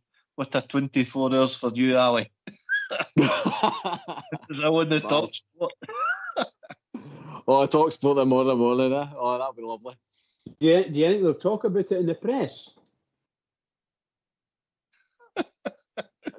They'll do Talk well. sport definitely will be. Perfect, Bridgeman. They'll do well. Sorry, GB, on you go. No, I'm saying the one thing they can't hide for the English press. They love a battling a Scottish team, so they'll be all over that tomorrow morning. Don't worry about that. I laugh at all these things, so you need to forgive me. I don't trust any of the press in this country. I just don't trust any of them to tell the truth. That is, So if it's as bad as you guys are making out the result, then what has happened before? They've been leathered before, so and nobody's ever made anything of it. I just don't know. I just don't know. I'm not going to my hopes up about them. Let's put it that way. They laughed at us. We obviously we're demolishing the hands of Liverpool, but they've had their own. Let's not forget that there was 8. They lost in Barcelona, and I think they lost 7 in PSG. They've lost 6 in Atletico Madrid in the other game tonight. So sometimes don't throw stones in glass houses, GB. Aye, well said, AK. Like I says, this shows you the we're talking about it tonight, the golfing class and stuff like that. And this is where, again, we've just got to be humble, AK, on Thursday. We go with hopes. We know what Ibrox can bring for our team. We know what kind of performances our captain pulls out the bag in these European nights. But again, we've got to be grounded. No matter what the result is on Thursday, let's not detract to what the end goal is. We're trying to build a team with experience, and we're trying to keep the momentum going. It's important that we try and keep this feel-good factor going, because it's good to see things settling down. A lot of positivity with like I say, Sterling signing his contract, and then like I says, Hagi getting brought back into the first team, and then obviously a full stadium there at the weekend. It's like I says, it's we as a fan group need to kind of keep behind the team, keep pushing them forward, because like I says, we need to be ready for any wee slip up in this league so that we can take advantage. And I think, to be honest, once we get a settled forward line and a good understanding, we can see what we can do. We proved it against Malmo, what kind of team we can be. I mean, we ripped them apart. We should have been actually probably sitting with 7 goals in that game, to be fair, the other night, sorry. And there's a team there that's got potential to grow. So, like I says, I'm hopeful for Thursday, but I'm wanting to be humble at the same time. I just want us to be so a good account of ourselves and not get embarrassed or anything like that. I think there's a bit of apprehension there. Of course there is. When a team is spending 188 million euros on their squad of players, that just shows you the difference in levels. As I say, the competition right across Europe, you can see it's stagnating. The domestic leagues in France, PSG seem to be running away with it. Most years, Man City's doing the same down in England. Bridgeman, Bayern Munich, dominant team. Germany, Juventus, I think, went about 9 or 10 years, and now they've got into Milan. And obviously you've got Real Madrid and Barcelona, the big guns in Spain. So you can see what's happening right across Europe, and it's no good for competition, Bridgeman. When you go back to your era, the 60s, the 70s. I mean, you could 10, 20 teams could possibly win European competitions back then. Yeah, and they did. But there's I would maybe say there's maybe 6 or maybe 8 teams. You would say they'll end up in the quarterfinals of the cup. It'll be the same old, and you might find maybe 2 or 3 English teams in that. So there's where the money goes. It's where the money goes, in my opinion. So these people are I think that Man City have bought the English Premier League. They've bought it for a number of seasons. They've got the best players, most assuredly the best players, best team, and the best manager. They bought it. They managed to buy it. Now they're going to be under investigation for a whole series of financial misgivings, shall we say, regarding it. Whether in fact they get away with it or get stripped of titles, I don't know. But there's a strong, based on what I'm reading and what I'm hearing, is they're going to get a lot of points taken off them, and maybe relegated quite a lot. Put it that, maybe down to two leagues. They may get relegated 2 leagues because apparently it's really big. A lot of money involved.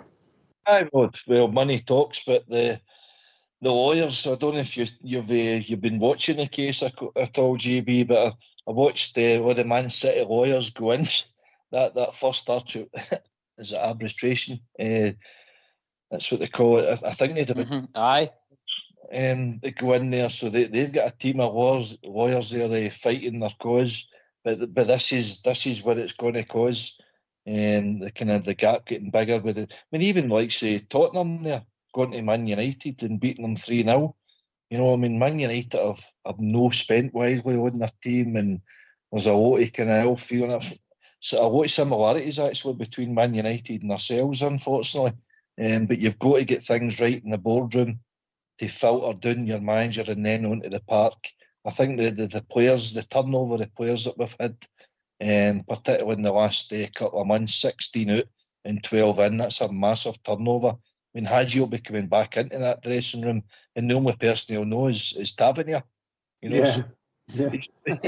Build relations up. It's absolutely true. AK, you're right. Hagi's going to have to, like you say, he's going to have to build an understanding of how he plays with a come-on tactic. I mean, I know that they say that the B team and that is meant to mirror the first team, but it's not the same. Like it says, you're not playing with the same players week in, week out in training and all that. So, again, if he is going to be a big part of it, and do you know something? I'm really eager to hear the manager's press conference, because I'm sure it's got to be one of the questions folk are going to ask him tomorrow about it. What kind of role Hagi is going to be in the team. Like I says, if he is going to be a big part of it, then the boy's got to need minutes, and it's where he finds them minutes. There's games there that we need to make sure we win the 3 points. We've not got time to give boys, like I says, vital minutes where others might need it. You know what I mean? Like boys coming back for injury, etc. But a good headache for the manager to have, AK. You mean you're talking about the three right backs now that are all fighting for a position? Look at that midfield now with Hagi coming back in it. He's got to be having to fight in amongst it for a midfield position. And then soon enough you'll have Cortez and Matondo back on that left side. So there's got to be places up for grabs. Tierney, again, weekend, he's a tactically really good player, technically good. But young McCausland, you can tell that wee man's coming on, he's hungry to try and snap the shot back as well. So it can be only good for our team, and like I says, I'm just eager to see how the manager's going to be able to handle all this. Aye, listen, you're right in what you're saying. Competition for places, Bridgeman, is a good thing for it, for the manager to have the headache, because that's what you want. It's not just about the first 11; it's about the squad, because you'll be using 16 players most games these days, so you're going to need that squad of 25, 30 players, with the injuries and suspensions. Hopefully we've got Ridvan coming back into action. We've got Danilo to come back as well. Cortez could be a wee while away. But competition for places, Diamondi, Raskin, young Barron, there is competition for places there, but we need everybody to be contributing, in particular goals-wise, Bridge. 100%. But we need people to put the ball in the net, and I think is it Schenko you call him? The boy I can't remember their names now. The boy who plays in the right wing for us. What's his name again? The Czech boy. Cherny. Cherny, that's him. God almighty, I do apologise, guys, but really and truly, he's been a major disappointment as far as scoring goals are concerned. He's been there, and he's made a lot of chances. A lot of chances have been made. He's picked the ball up, and unfortunately, it's not happened for him. And Rangers I'm afraid it's all right through our team at the moment. Some of the players just can't put the ball in the net, and the one you don't expect to score, Big Desser, seems to pull off some miraculous goals. So I agree with what you're saying about it all. We've got a lot of players, we've got a big squad, but we've got a lot of players in there, but they all need to play at least some time. They've all got to get time on the pitch to show that they've got it, and the manager needs to make that happen. But if you look at the pressure our manager's under and all our players, it's massive. It's just massive. Here we're expecting we're going to go out in Ibrox and play in this game, and hopefully we're going to win. And a lot of Rangers fans will be demanding that we win, if you follow what I mean, because we're at Ibrox and we're Rangers. But the manager must be. I don't know if he's going to be as confident as a lot of Rangers fans. Let's put it that way. I don't think so. Oh, no, he'll be prudent. He'll be clever. And I'm pretty sure he'll have done his due diligence on Lyon and how they set up, where their strengths is, where their weaknesses is, and make sure we're well prepared. I think Clement and his team of coaches, his team of staff with the analytics and everything, I think they're all well drilled and well organised. But seems to be a podcast tonight then, guys, so all the callers must be busy watching other things, shall we say. But do you want to have a wee quick team for Thursday, GB and Bridgeman, between us? Aye, right, let's go and start at the back then. I'll go first. Butland in goals. Well done. I'll go second. Tavernier. You cheater. I'll go third. John Suter. Proper back in there. Suter proper. And yes, there, back line. Yeah, I agree with that.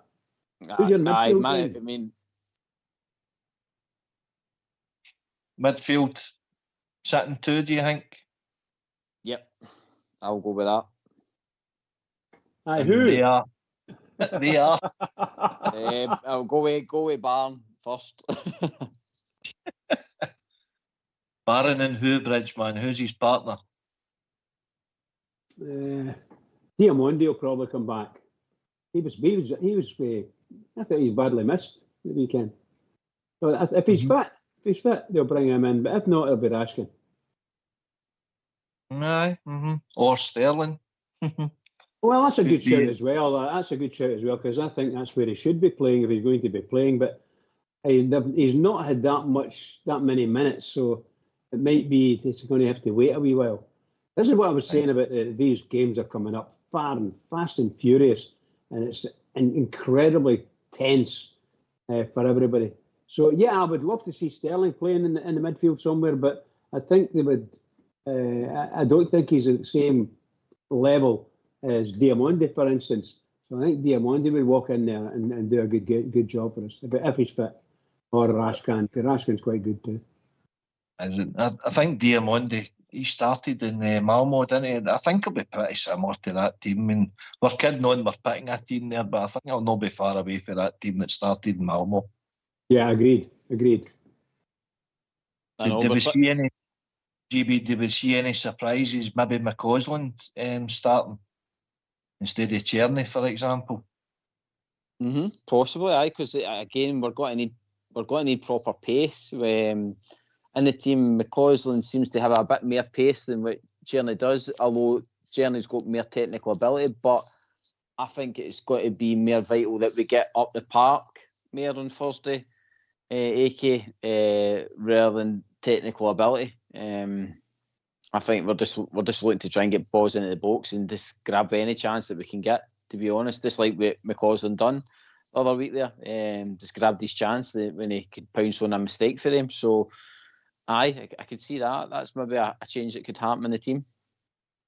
Rich, what do you think? Do you think McCausland could start instead of Tierney then for Thursday?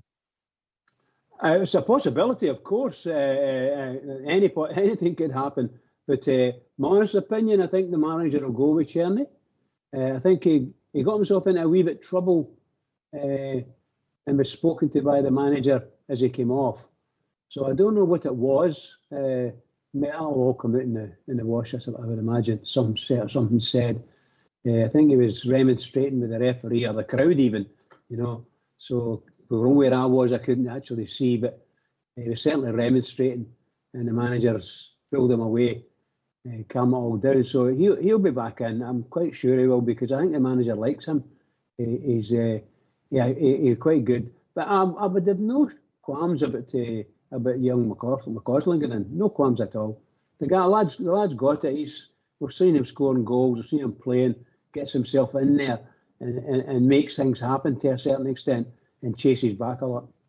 So it wouldn't be a problem. Maybe that might be a good message though to send to Tierney, because last week you think about it, he brilliant through ball and he was 1-on-1 with the keeper Malmo, GB, and he puts it by the post. But then young McCausland comes on the second half, dinks in for the right wing and slots it away.